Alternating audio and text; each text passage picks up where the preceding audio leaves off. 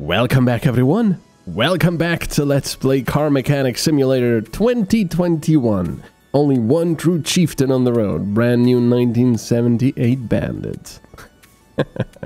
Anyway, yeah, I haven't played this game in quite a few days, so apologies about that. We're 6 XP away from actually leveling, which is good. And we've got a little bit to do on this car. Rear axle knuckle housing A, rear shock absorber cap, and exhaust pipe and rear muffler. Have we already taken them off? Yes, we have, I think. Can we actually repair that? That would be good. I think we have a car outside that we have to... Oh yeah, there's quite a lot of stuff we can repair. On success, 88%. So it actually costs to repair stuff. Which is alright. Yeah, if we can repair some of this stuff and actually use it without buying new, that would be great, because it costs very little to actually repair. And look at this. That's the rear suspension arm. Oh, we'll see. Look at this stuff. We are pretty much getting new things for, what, like 16, 13 credits? Yeah, on success, 100%, and it's 7 credits. This one is 72. There we go, the spring cap. I think that's one of the things we had to replace, right? We couldn't get a new muffler, of course. But let's see. Let me see if we've repaired this one. Yeah, there you go. And that one is 10%, so unfortunately that one's dead. But yeah. We were able to repair that instead of buying new, and the wheel hub as well. Nice. So finally, the repair station is coming in handy. That's quite good. It's actually... and the... oh, that's not... okay. What's the minimum there has to be? 54%. So I think that's good. What was it? 60 something? Yeah, that's good. Alright. There's a rear shock absorber.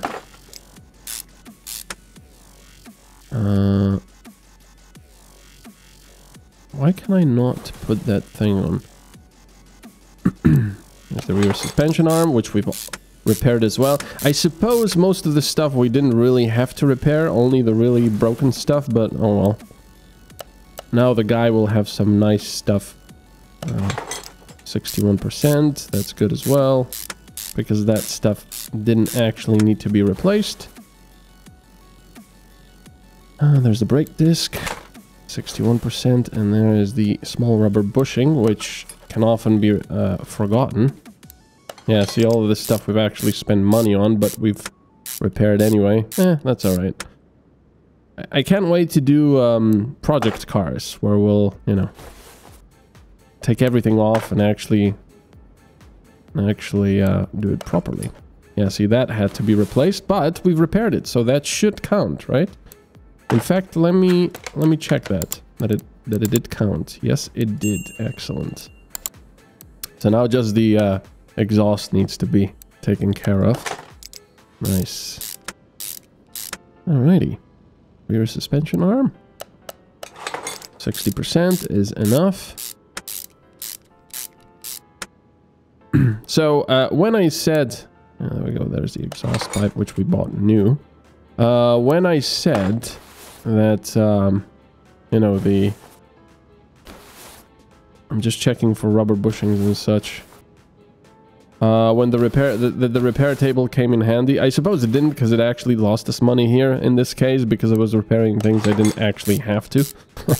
But there you go, you know. Why can I not put the tires on? What?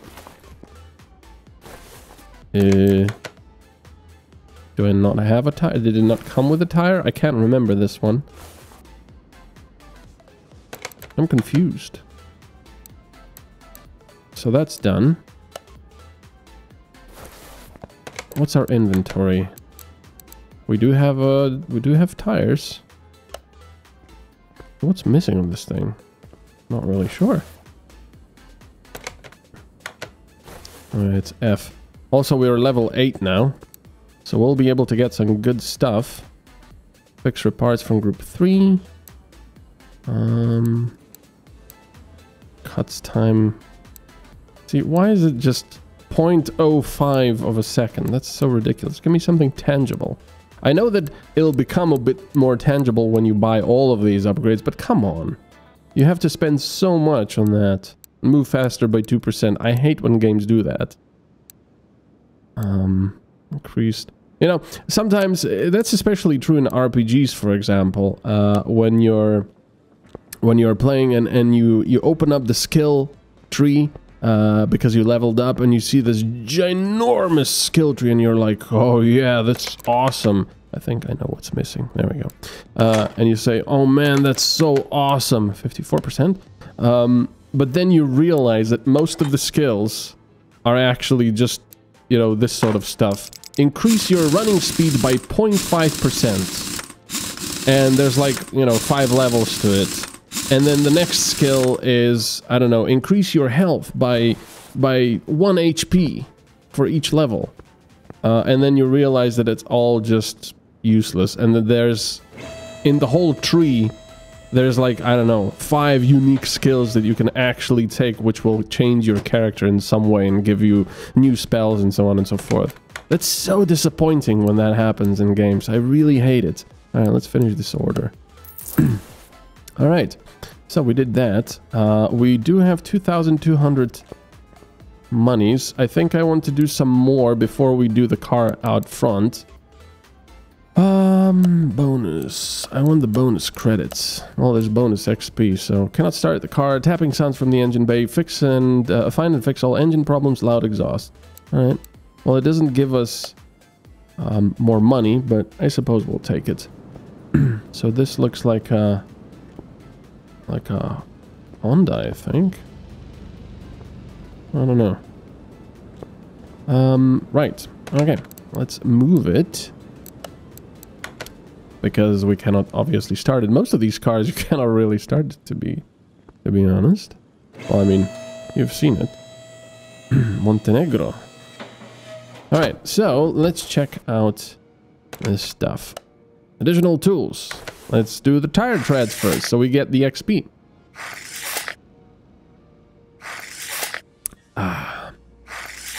Zesty cold drink. What's better?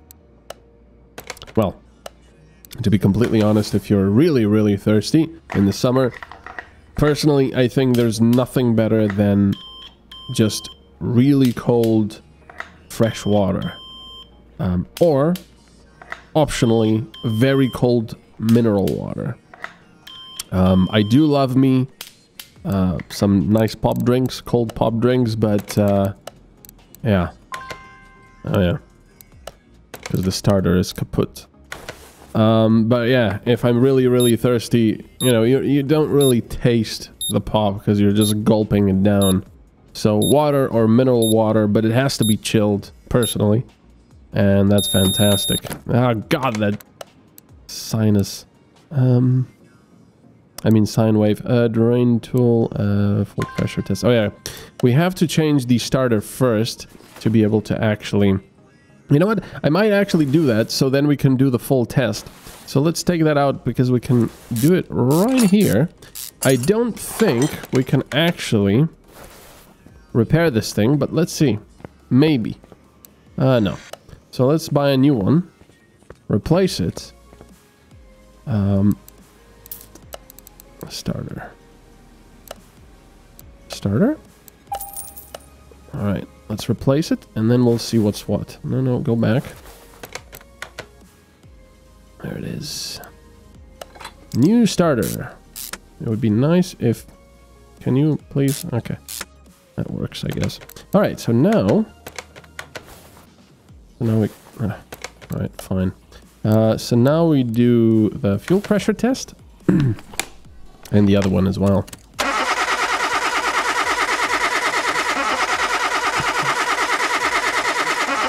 Yeah.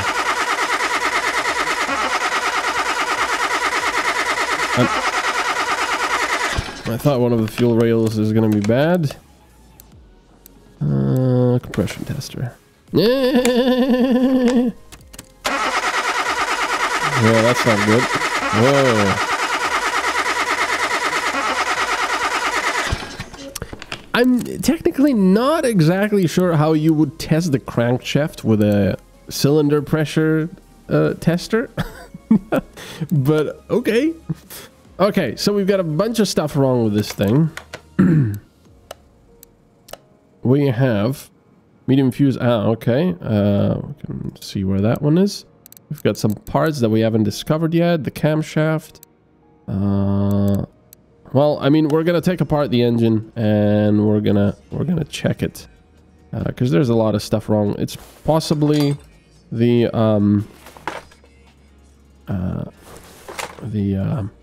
God, what are they called? Spark plugs.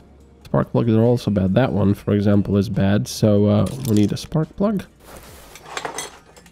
That one is 62. Oh yeah, what's the minimum? 52. But of course, if it is on the list, then we have to replace it no matter what, which is very, very annoying. Oh yeah, a little bit of update to those of you who are... There's not many people watching this series for some reason. I thought it would be quite amusing to watch, but no. So, a bit sad about that, but oh well, what can you do?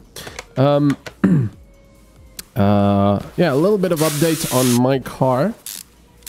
As if you've been following the series, then you probably know that I've taken off the EGR and the inlet manifold, cleaned it all out. It was a dirty job, but you know, due to all the... Oh, that bearing was actually bad. Yeah, that one. And yeah, so now after what, 350, maybe 400 kilometers. That one was also bad, so let's add another one. My fuel consumption has dropped to 4.1. 4.1 liters per 100 kilometers. It is... I don't know what to say, really.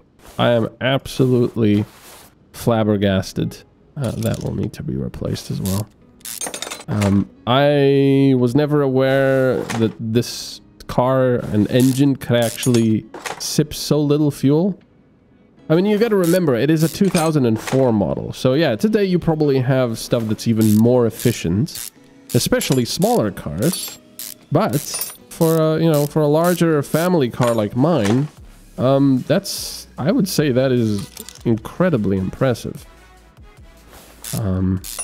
Although on the other hand, like I said, it does have a couple of advantages over new cars, namely, oh yeah, let's add that water pump. It doesn't have... Oh, shoot, I completely forgot about draining stuff. Oh, I cannot really be doing that. Exhaust manifold will need to go. Yeah, it doesn't have a PDF, which is often a problem in newer cars. It does have an EGR, like I said, but that's now blocked because, well, that was causing all sorts of gunk to build up. And I know that's not exactly what you should be doing. But, well, I'm gonna run with it blocked for the moment and see what's what. But it seems to use a lot less fuel like that. So, okay, let's see that. What else do I have to take out? Oh yeah, timing cover.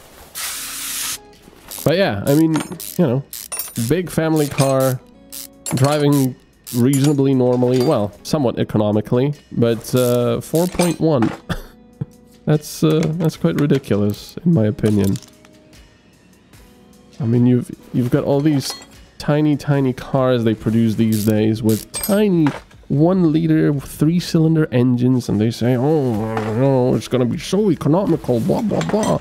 It only uses, I don't know, 5. Well, they say it only uses 3 liters per 100 kilometers, and then you actually drive it and you see that if you want to keep up with the traffic, it's actually going to be about 6 liters per 100 kilometers minimum. And then you really think about that and you say, so pointless. Will this have to be replaced? Because those are actual holes, aren't they? Or is that just crud on it? I don't know. No, it's fine. That fuel rail will need to be replaced. No, not the engine block. Where's the engine block? I don't need that. Okay, so let's take these out, because I think we'll have to do a complete engine rebuild here. Alternator. But yeah, it's just kind of ridiculous to me. They're making these tiny, tiny engines. And they're not really what they should be. Let me use a drain tool. We've already drained the coolant, but we have to drain the oil as well. So we'll do that in just a bit. Actually, we should do it now, because otherwise... What are these? 64? 64. Oh no, it's a crankshaft, of course. Yeah, we'll have to drain the oil. But yeah, you know, people buy tiny, tiny little eco boxes, and they think, ooh, I'm gonna save so much money on fuel and everything, and then they realize, no, wait a second. I don't actually... There's a lot of oil in this one. I don't actually save, because this thing is hungry as all hell. Now let's add it. Let's also remove the fuel filter. And now the oil pan. Because remember, we need to get the crankshaft out. I think I'll have to pull the transmission as well. So let's see. These bearings seem okay. But not the crankshaft itself. So we'll pull this, and then we'll have to take off the bearings for the pistons as well. Rod caps. But yeah, just, I don't know. I mean, do old cars really pollute that much that we have to run these tiny, we have to produce these tiny, tiny cars with tiny engines that are supposedly, on paper, very economical if you drive them only like, I don't know, 30 kilometers per hour and never step on the pedal, because that's the whole thing with these tiny turbo engines. They can be very economical because they're very tiny. But oh, I do have to pull the pistons as well. Okay, that's gonna be quite interesting. Also, the gearbox needs to come out, so this job, woof. But yeah, you know, and then you look at my old car. Sure, it is a diesel, which means, you know, especially an older diesel is going to be a little bit more polluting. Although it doesn't, I don't think it produces that much harmful tiny particles as they do today, because they're I can't remember what the process is actually, but because of the atomization, I can't remember what exactly happens. I'm just babbling here at this point. But I believe that today's cars, because of all that urea and after treatment of the exhaust gases and everything, they do have less harmful NOx going out, but I believe they're also smaller in size, those particles, so they're actually more harmful in a way. I don't know. I might be talking out of my ass, but you know. I think if my car uses more than 1 liter per 100 kilometers less fuel than it did before, that can only be a good thing. I mean, surely that... Wait, why am I taking all of that off? I only need to take these things off. See, I'm babbling, and I'm not even thinking about what I'm doing. As per usual, that's the mantra of my life, really. Just do stuff. You know, something will happen. Don't think about it. Oh dear. Oh dear. Oh dear. Oh dear. Okay. I do need to take... No, I don't need to take all of that stuff off. I just need to take this stuff off. There you go. Stupid MetalCanyon. Alright, so the front drive shaft needs to get out, and then the starter, and then we'll pull the gearbox. Oh, did you see that? Look at the bushing. No, the bushings are okay, actually. It's the, it was just a rusty bolt, so that's fine. Okay. Let's bring the car back down. Actually, before we do that, let's get this middle muffler as well, because that's not in a good way. Everything else seems to be okay. Alright, let's do that. And let's see if we can repair any of this. Exhaust manifold. There we go. We can repair this one. Ah! I'm an idiot. Oh, well, there you go. That was it. Lovely. That was successful. Because the minimum is 52%. Oh, brilliant. Starter needs to get off. Or to come off, really. And then we'll take the that off. Is there anything else? Oh, yeah, the pistons, of course. 1, 2, 3. A while ago, I watched... Oh, yeah, wait a second. We also have this. Oh, look at this filter base. That doesn't look too good. What needs to... oh, yeah, all of this stuff probably needs to come off. Oh, wait a second. Why am I doing this? Let me... Oh, yeah, we have to get out of this and then go into inspect mode and then click on this, which is kind of weird. Yeah, that's 25%. That will need to go.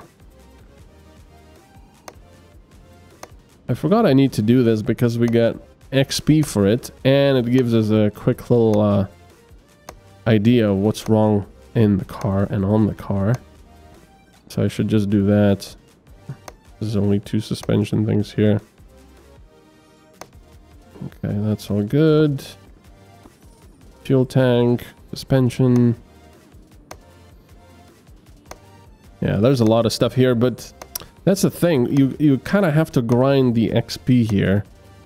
It's a bit of a shame, I suppose, that they did that. I would much rather have, instead of being having an incentive to grind like this, you know, because we really don't have to examine this stuff. We know there's nothing really wrong here at the back. Instead of doing this, it should give you XP based on how few parts you take off, for example. So it encourages you to think about what could be wrong instead of just saying, oh, I'm going to take the entire engine apart and then see what sticks, you know, and what doesn't. I think that would have been a much better option, to be honest. No, I didn't want to do that. Why does right-clicking also do that? Where it... Can I please get out of this view? Okay. So shopping list. Piston. I don't need that. Right, so we said crankshaft, and we have to pull the transmission if we want to get to the crankshaft. Alright. So, let's take the gearbox off. But yeah, I don't know. And with the amount of electronics these days in cars, it... you know, like I said, I'm a techie guy. I like new tech. I really enjoy it. I'm very excited to see what else is gonna be, you know, what other new stuff is gonna come out. And I love using new tech. But all this tech in cars today they're putting in, it's nice when it works, but when it doesn't, holy moly, it's gonna cost a fortune to repair, and you cannot really repair it anymore yourself. You know, with my car, for example, I could do that because the EGR was vacuum operated. So none of this stuff I can repair that I really need. Yeah, it was vacuum operated, and the electronics were, there was just a solenoid away from the EGR. So if the just a few months after that, that model started having the oh yeah, spark plug will be there. Why is it 4? I must have done it that many times.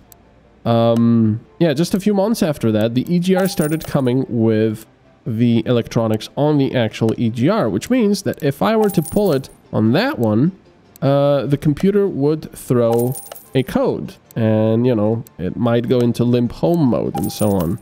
Wow, that was 80 credits I could have saved.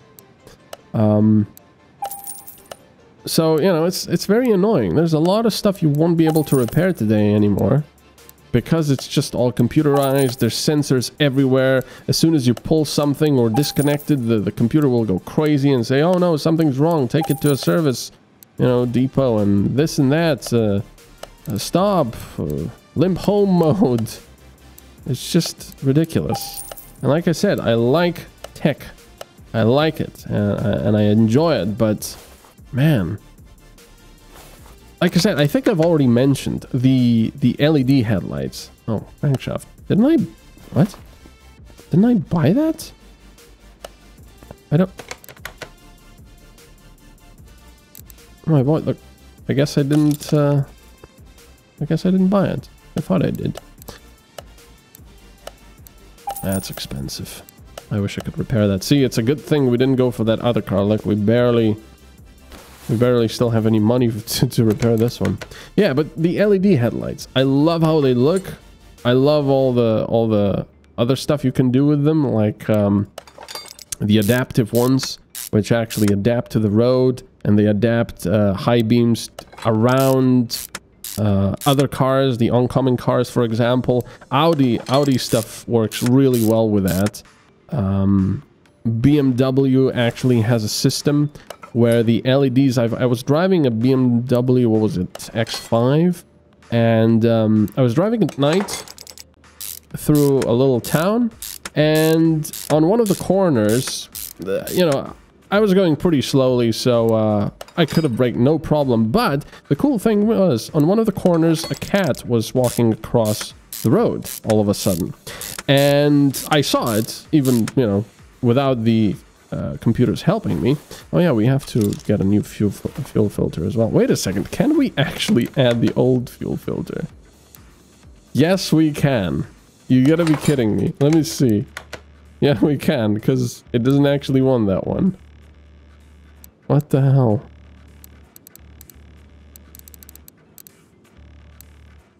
Clutch pressure plates, exhaust manifold, starter, water pump. No, it doesn't need that one. That's funny.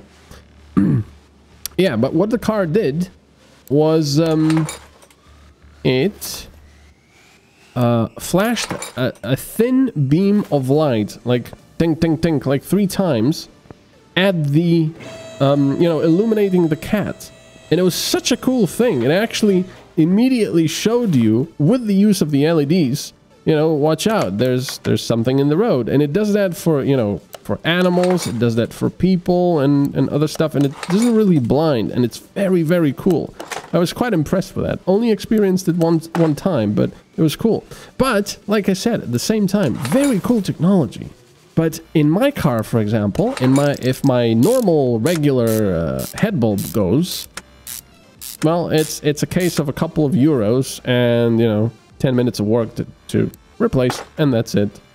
In that BMW, for example, that will most likely come up to something like 1,500 just for the unit alone, let alone work and materials and all of that. Just because the stupidity of it all is that these new headlights are made as one sealed unit.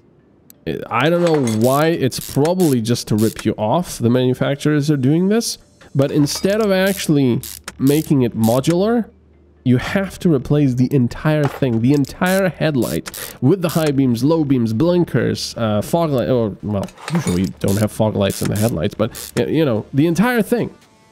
And the prices of those, I checked, are extraordinary.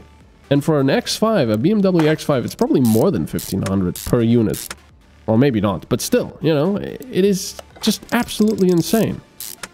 So compare that with my car, which is not as flashy and doesn't have all that tech, but it's a couple of euros, and you can do it yourself in 10 minutes. Or take it to a freaking service just to replace a bulb, so to speak, and they have to replace the entire bloody thing. And it costs a fortune. It costs an absolute fortune. So, you know, I used to laugh when I was younger, like, old people grumpy and all that, you know, just like everyone does pretty much. And then as you get older, you see why. It's experience. That's why people get grumpy. It's life experience. And this is the same stuff. I think I'm turning into one of those grumpy old men that are saying, oh, in my times things were so much better. And yeah, I mean, it's beginning to get difficult to argue with that, really.